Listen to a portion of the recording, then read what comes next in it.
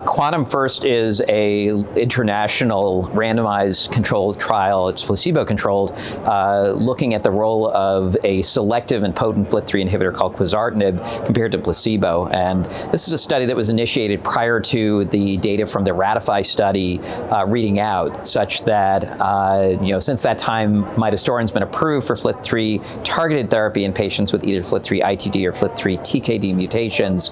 And this study was largely conducted outside of the United States because the drug became available relatively soon thereafter. The trial was presented in terms of its final primary endpoint at the EHA meeting this past June by Ari Erba, and was a positive study. It showed an improved overall survival for patients who had newly diagnosed FLT3 ITD positive AML who were treated with intensive induction chemotherapy with quizartinib.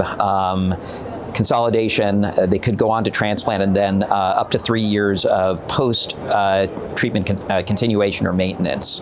Now, we were interested in the question of, can we predict that benefit based on reductions in measurable residual disease? And this time looking for a residual disease marker that would be relevant for all patients enrolled on the study. And since the eligibility criteria were a FLT3 ITD mutation, we wanted to look to see whether levels of FLT3 ITD were predictive of overall survival and whether that was different in each of the treatment arms. So this is a bit novel because that's been looked at in chemotherapy studies, but it hasn't been looked at in a study that involved a tyrosine kinase inhibitor, which is now standard of care.